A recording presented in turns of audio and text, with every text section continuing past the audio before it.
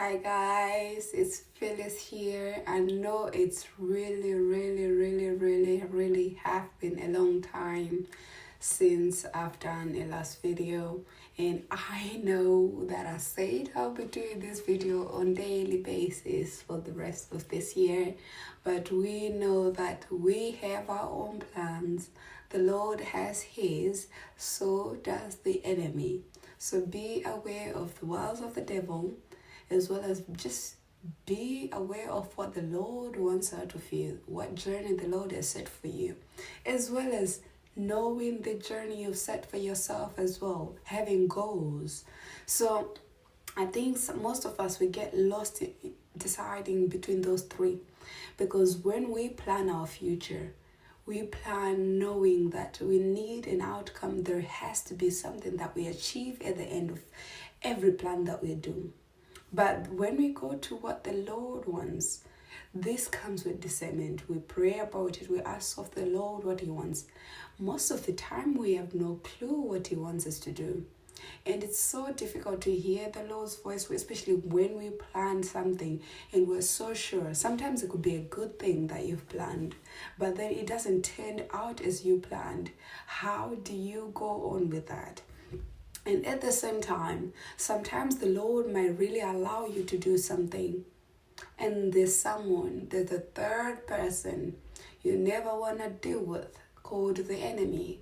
The enemy can intervene in a way that you won't even know that he is doing something wrong, or he is changing the ways the Lord has set out for you. So I think that was a lesson for me this season, and I hope some of you, you've gone through your own moments where you feel like, is it me? Is it the Lord? Or is it the enemy just running through this course of life I'm running on? And I went through that phase. It's just, there's so much that happened in this journey. This is why it's so beautiful when we want to remain in all of Christ. It's a journey that we keep on searching. It's a journey that we keep on learning. That is the important, because nobody knows the Lord, but we strive to know him each and every day of our lives. That's why journeys are so important, and that's why it's so important as well to get lost along the way.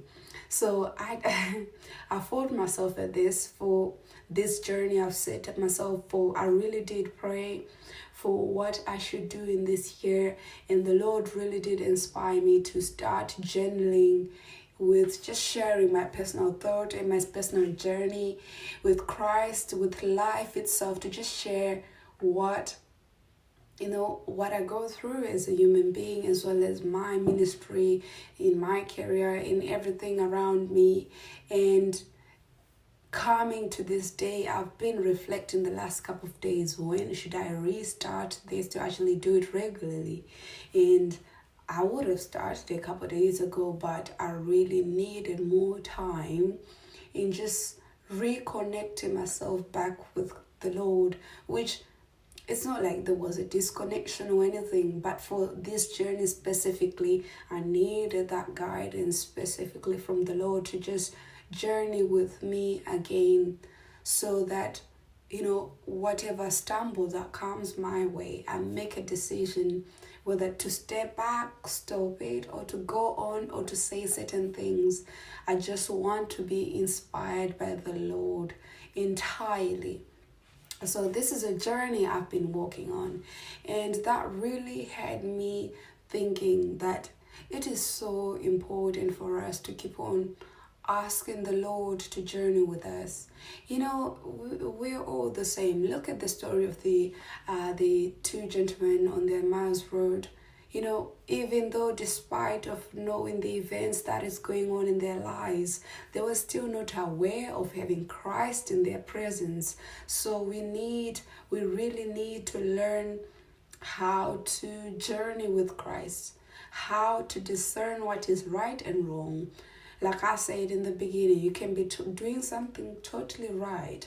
Like when I started this, it felt so good. It felt so right, because I prayed in the last year. I prayed for this journey. But have been so many challenges along the way. Even though the Lord allowed this journey to take place, it's been so difficult. We're going through all this COVID thing and having everyone sick in the beginning of the year here, and then starting my dissertation, having some assignments behind because so much has been going on, and then having my vaccine, like I said, that hit me really bad, and I wasn't expecting that. So that kind of drove me back so much, and I felt so weak. And every single day I tried to continue with this journaling. I felt so physically, mentally, emotionally, spiritually. It was a battle that it was so difficult. I think most of you, as you can tell, like I have few people asking me, are you okay? You could see it.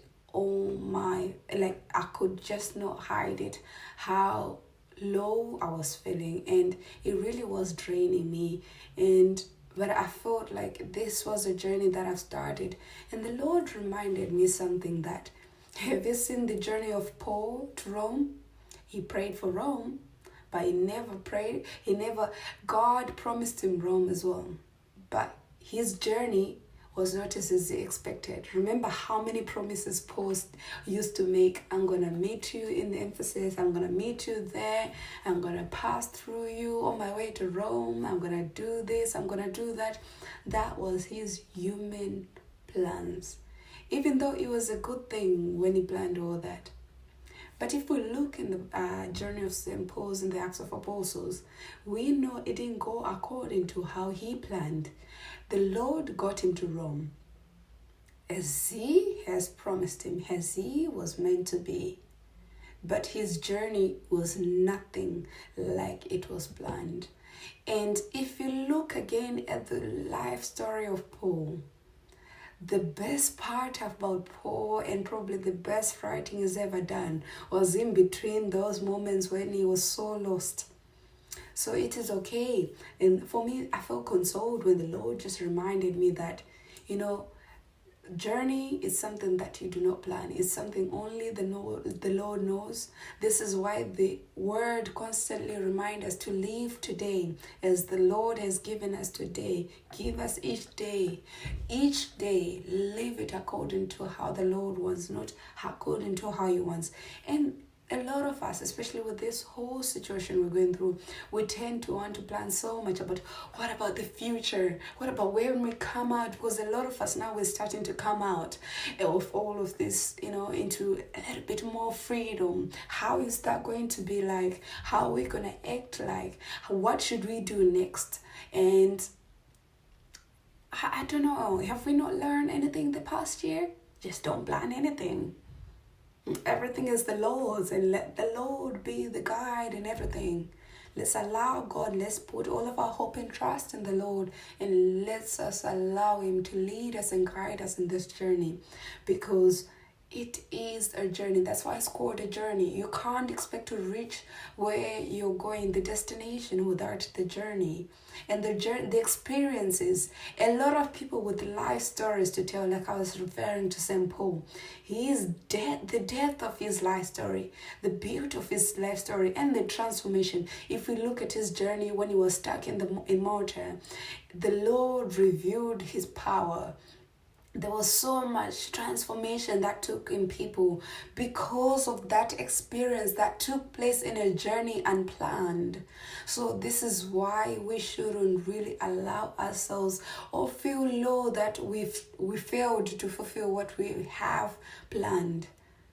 What matters is, are we fulfilling what the Lord has planned for us? That's the only plan that should matter. And if you find yourself struggling to fulfill that, know that the enemy is attacking you. Know that the enemy can see your destiny. Actually, he doesn't know where we're heading to, but he knows what the one who have created us has set out a path for us, a path to something, a path to fulfillment, and the enemy will do his best to make sure that you do not reach there.